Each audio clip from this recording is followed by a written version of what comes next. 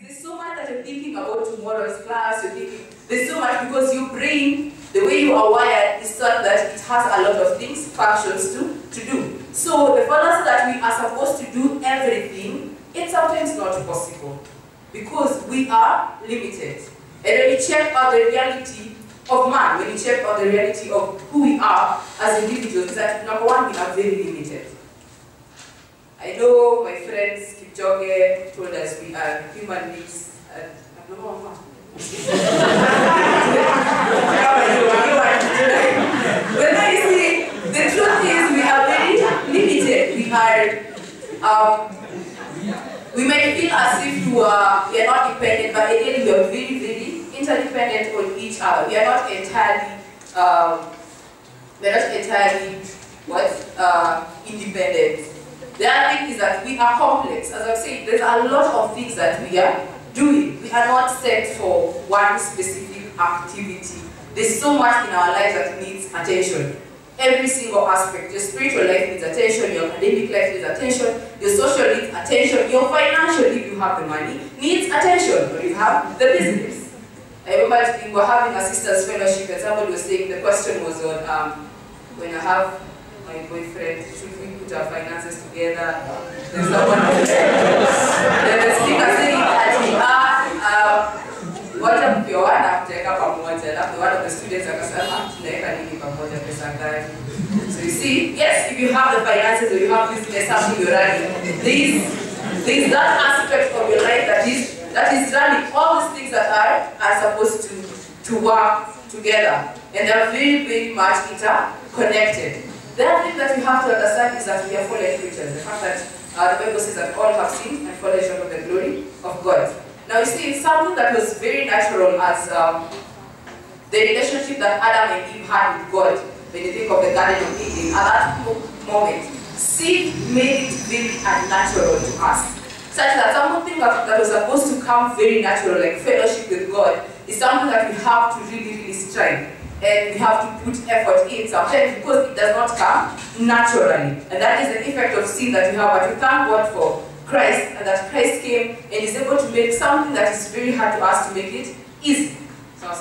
So it is Christ and of course the Holy Spirit that makes fellowship with God easy for us and possible. Otherwise, the sin is something that was really, really taken away from us. So when you look at all these things, then you come to realize that ideally, there's so much that we have to do. There's so much that we have in our lives going around our lives.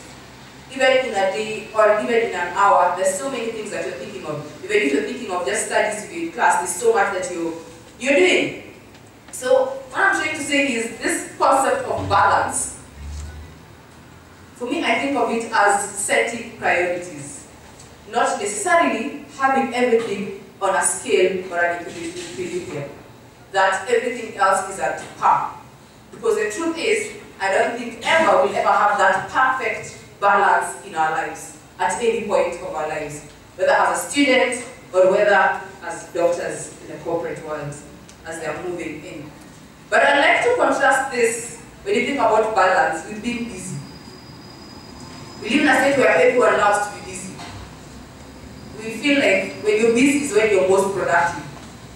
I remember when schools were the second lockdown, so that means most of the CUs, I had only this CU, CHS, and KMTC that were running hard services. At that time, it seemed like I had a lot of free time. But then I was thinking, when you're so used to being busy, you end up not even using the free time because you're thinking of how to be busy. Every time, like, I'm supposed to be doing something. Because our life is so wild that instead of being productive in the things we are doing, we just like to be busy. So that even if you get a free time, you feel as if you're being lazy. Yet sometimes we need that rest. We just want to be doing things. You are done with reading, but maybe because people are reading or because you're in medical school, you're wondering, why is it that I'm not reading for 6 hours? There's something wrong with me. You know, because that is how we are. We are wired because we just want, and the environment we're living in, we are forced to be busy. We just like to be busy. And sometimes we have to, and sometimes that busyness, you just want to work hard, and sometimes you forget the fun of it. If you're having fun in whatever you're doing, you probably think, this is not busy enough. I have to be working hard. And that is not having balance. The fact that you have your day packed, having a full life does not mean that your life is balanced. The fact that your day is packed with activities does not necessarily mean that you have a balanced life. That I have service every single day. I have like from back to back, my time is packed. That does not mean that my life is balanced. Sometimes it is very unbalanced because if you check the results of those things, most of the times they end up to be unproductive, or we end up getting fatigued, or we are very, very tired. And when you get to that point where the result of your day, every single day you look at the things you're doing, and the result is just fatigue and not productivity, then you can be able to tell that indeed at this point, I'm just a busy person. My life has no that balance. There's nothing productive I'm doing. I'm just being a busybody. And it's something you have to really, really try to refrain from. Because what happens is, once you get, well, here in school probably you have, let's think of our families or our friends, is that even the small time that you'll have just for yourself or even for other people, you will not take good time of that. You will not make use of it because ideally you're supposed to be busy. And the time that we're just sitting down and relaxing, we think that that should not be in our schedule. So I really, really encourage us that let's focus more on being productive than on being what? Busy. So. Because business, it is good to be busy. It is good, we look very, very serious. But at the end of it, what is it doing to our lives? So basically, balance is finding time for the things you have to do, as well as the things you want to do. The things you really, really have to do and the things you want to do. And what this, for us to achieve this, you need to really, really set priorities. For you, that's why I say balance is not equal. When I tell you right now to call your family for 5 hours of your day, or to interact with your friends 5 hours a day, chances are your academics is going to be messed up, right?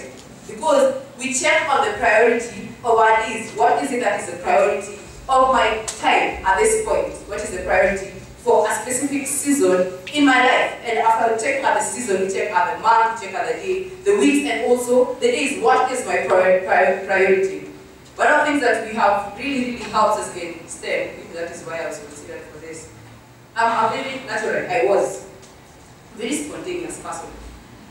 Like, you feel like, see, kind of like a teacher. Like, how am I supposed to know what I'm supposed to do on a Friday? Why do you expect me to tell you what I'm going to do on Friday 9 a.m.?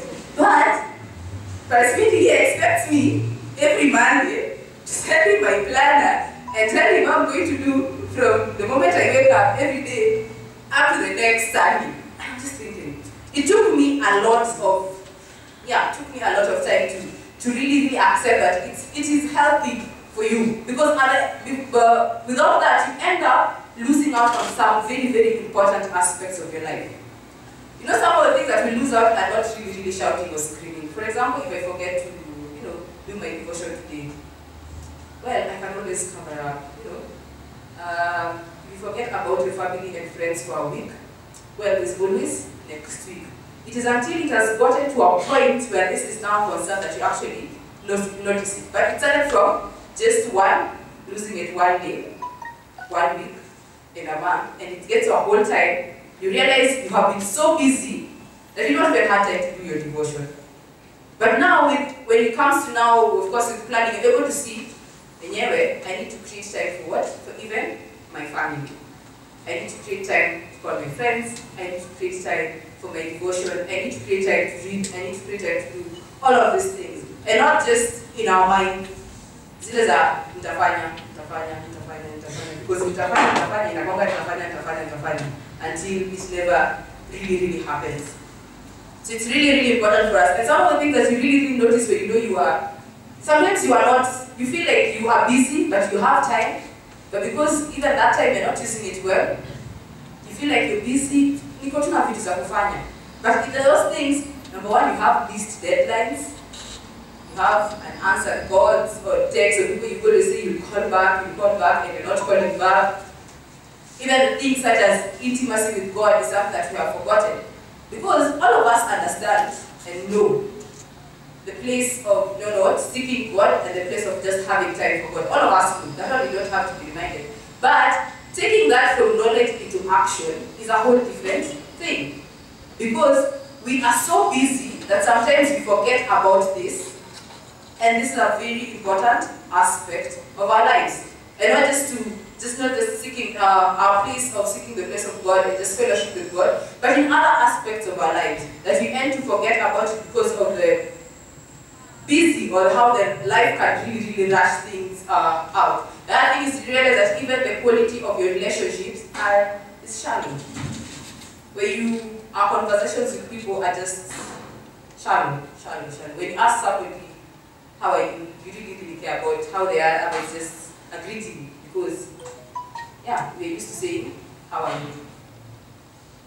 So when you get to that point where you notice that there's things happening in your life, yet you feel like you're very, very busy, what are you really busy doing? You check your relationship with God, there's nothing there to really speak about. The quality of your relationships is going down. Even with busy, sometimes you're very busy, you're working in school, but still, deadlines you're not meeting, assignments you're not submitting on time. There's just something off about our lives. Yet, we seem to be very, very busy. That's why I'm saying having your day full does not mean that it is necessarily balanced. So when you see these red flags, then it's upon us to actually sit down and go and analyze, how is it that I'm really running my life? What is it that I am doing? And read John chapter 17, verse 4. John chapter 17, verse 4.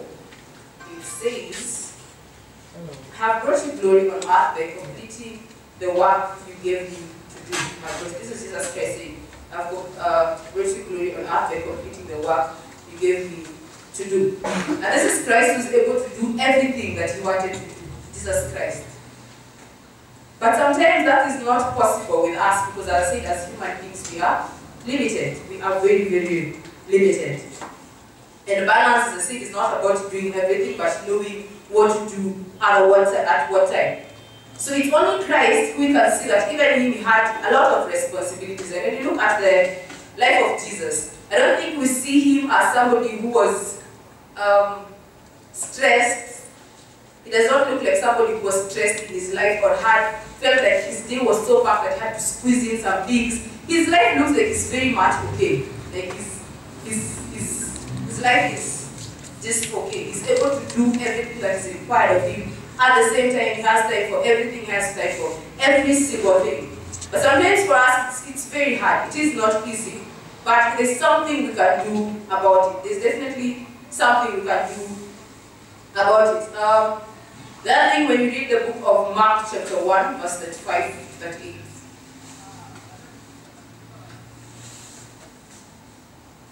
Mark chapter 1, verse 35, 38.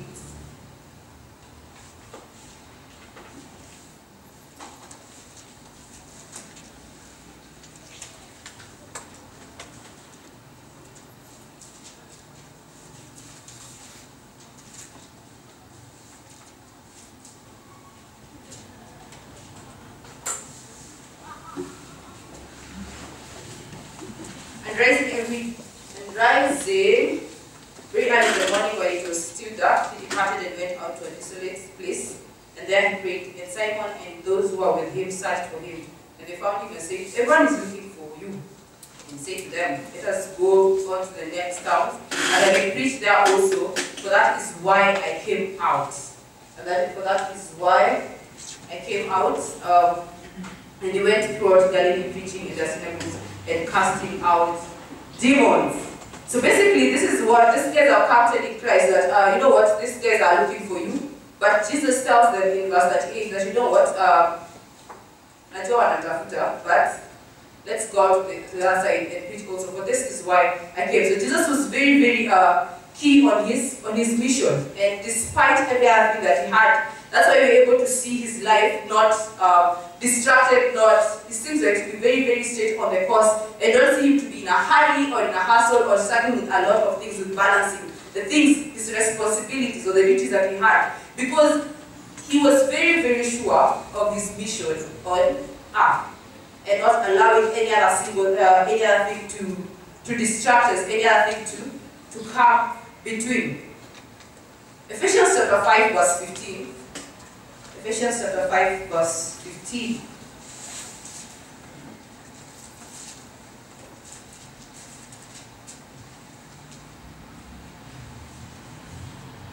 This is what it says. Look then carefully how you walk, not as unwise, but as wise. Read it in the T version, one that's now. This is live your life not as fools, but as wise people. So basically, despite all these things, there is a calling to us as believers. There's something that we are supposed to do as believers. And one of the things that's really, when you look at the example of Jesus Christ, apart from being focused on his mission, is he was really also focused on doing the will of God. Yes, God. He was really focused on doing the will of the Father. And that will take me to the next point, is that looking at our priorities, let us not focus on what really matters. Let me say, let us look to God for our priorities. Let us look to God for our priorities, because as you see, there's time and seasons for everything. And until sometimes you know the season that you're in, you're not able to prioritize what is it that is important at that time. So that we do not waste a lot of time doing things that we are not called for and leaving things that we are called to do at a specific time. The famous one that we all know, Proverbs chapter 5, Proverbs 3, verse 5 to 6. Trust in the Lord with all your heart and lean not on your own understanding, and acknowledging what? In all our ways. Such that even when you're planning for a day, even now seeking to ensure that our lives we do not leave any other aspect of our lives unattended to, we trust in the Lord and acknowledge Him in every single aspect of it. Every single thing. And the fact is that when we maximize our relationship with God, then He's able to give us direction. And He's able to show us the things that we're supposed to focus on and the things that we're not supposed to focus on. And ideally, for us to maintain balance, it is impossible for us to maintain balance when the focus or the center of our lives is not something stable. The only reason why the only way for us to maintain balance is when we have Christ as the center of our lives. That is the only point where we are able to maintain balance, because everything else will revolve around Him. When God is like the pivot and the focus, then everything else will be able to balance. Otherwise, everything else will just struggle down and fall. Because on our own, we cannot hold anything. It really takes God for us to hold the things that we have. So the only way we can attain balance, and that is the point where, despite every other thing that we will do, is for us to first have our attention and focus on the right place. And for us to have attention and our focus at the right point. When all the seniors were sitting here, and one of the things that most of them recounted is what? Trust in the Lord. Trust in the Lord in all these processes. Because it does not take God by surprise that we are in this place. It does not take God by surprise that we have all other things that we're supposed to do. In fact, God is the one who has placed us in those specific positions, in every single place that we are, in every single area. He's the one who has placed us there. And I believe and I trust that He has a specific purpose and reason for why He has placed us at a specific moment and as a specific place.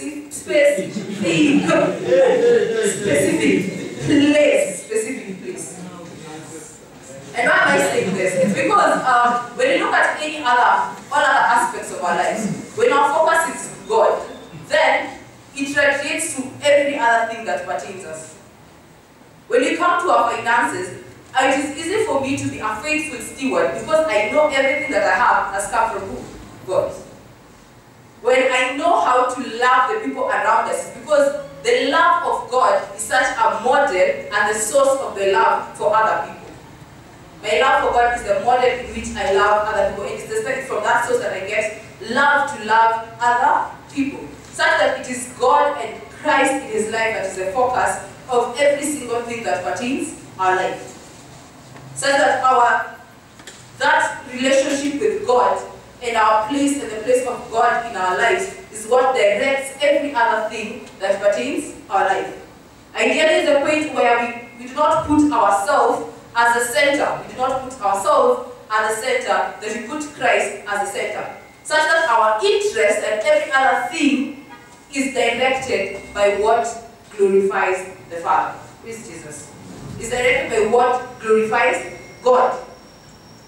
And when I come to that understanding, then now when every other aspect of my life is based on that truth and is revolving around that, then I can trust God to make every other aspect of my life right. I can trust Him to, yes, redirect every other thing that pertains my life. And what this helps us to understand is that we know that the responsibilities that we have, or the things that have been given in our hearts, have been strategically placed there by God, so that we can serve Him, to benefit others, and to glorify Him. Praise God. That it's nothing about us alone. Everything that I have, every single position that I am in, it is God who has strategically placed me there to serve Him and to glorify Him. Praise Jesus. So that even as I'm planning my day, as I'm planning my activities, as I plan my schedule, as I plan everything that pertains to my life, I might be literally glorifying God in every single thing that pertains me, in every single thing that I am doing. And this will also help us to change our motivation for doing things. What's our motivation for serving God? What's our motivation for the fellowship? What's our motivation for coming to church? What's our motivation for praying? When the focus is God, then my motivation is not the people around me. It's not like I am praying because I am a leader and I have to come to church so that people see that I am praying. And most of the times is when our life is in that busy schedule, or when we're in that state of imbalance, we sometimes focus our things on the things that give us most attention. Where I am seen more is where I will focus the most attention, because ideally we love being praised, we love feeling good, we love being seen as good. So that other things that are really, really subtle but important, we tend to leave them. But when our focus is on God, then that means every other thing that pertains us will fall to glorify the name of the Father and not myself. So it will not be for my own sake, but it will be something that we will live a Christ-centered life. And this pertains to every single, cuts across every single aspect of our life. Be it our spiritual life, be it our... Because when it comes to spiritual life, and I really, really emphasize this, because most of the times we end up really, really focusing on the service. How can you say you're really, really active in church if you cannot find time to pray? How can you say you are really, really... Yes, the fact that we see here is what we are really, really active on. We put a lot of time in here and we will plan for it, but when we go back to our closets, that time is not there. We are not planning for it. Then that really questions our motive. Another thing that I love about, I appreciate about this season that we're in, or the lockdown, it really, really takes us back to question why we do the things we do. When fellowship is taken away, when the people are taken away, when this fellowship is taken away, how is our relationship with God? How is it when we don't have the crowd to sing to, when we don't have the people to share the word with, when we don't have guys to do the things we do in service here? How is our relationship with God? When that scheduled time for prayer is not put there, can we really find it in our schedule to put it there? Or we only do it because we have this crowd, around us, and that is why we do the things that we are doing in this place. So I hope that as we continue, we look into our daily schedules and see where is our focus, what exactly are we focusing on. Or don't you even have a daily schedule? Even if you're told to look at your day, that will do it.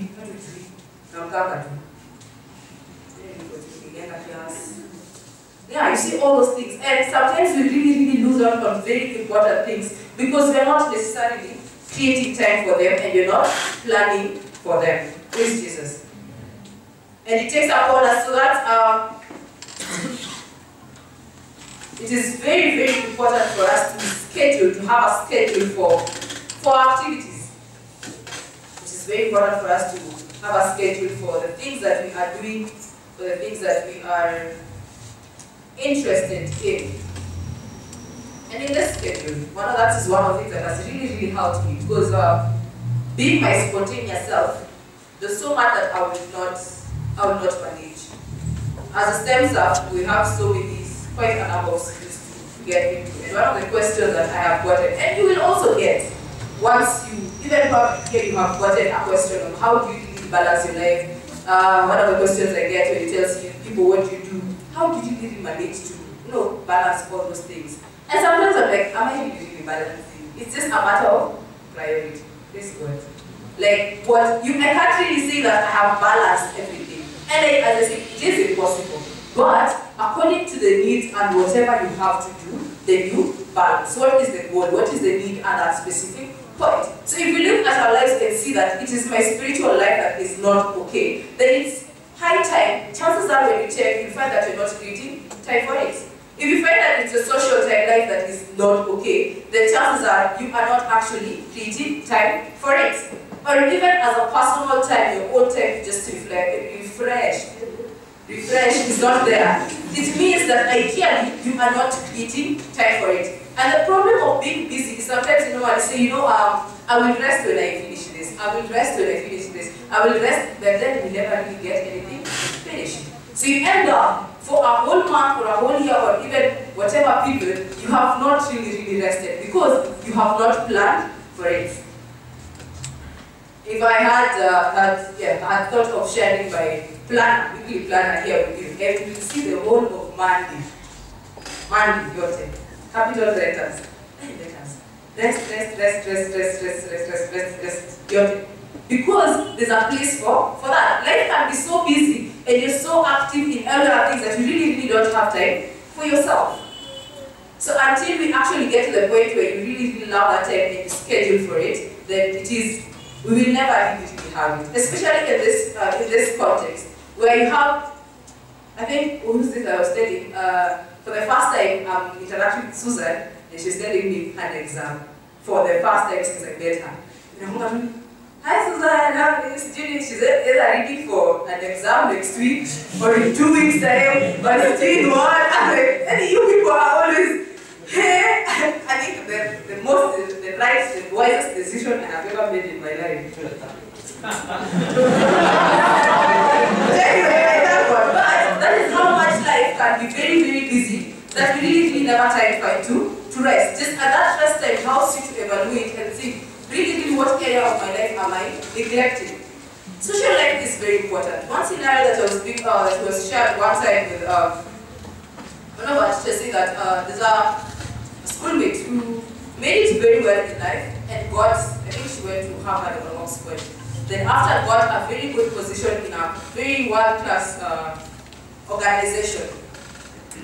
But what really stood to her at that point was that despite getting that, she did not have people to celebrate with. You know how these people are very grateful of their milestone and they're coming here and all of us are excited for them. What happens when you really make it in life, you really accomplish every single thing that you want, but when you get that position or you get that letter that you've been accepted in something, and you look at your life and there's no one to celebrate with. Because you really focused on one thing and you left every other thing that is important. Like now might not look like a big thing, but later in life when you have everything and there's literally no one around you, then it will become a very big thing that will be noticeable at that point, and maybe it will be too late. Because you know how once you're up there, people, even if you want to interact with people, but they normally feel as if, you see them. And the people around you have already made bonds, and really getting into bonds is really hard. Because we really never created time for these things where we're in the process of growing. Let us not wait until we are grown for us to look for the community. So, we need this community as we grow up. We need this community as we become successful. As we become that successful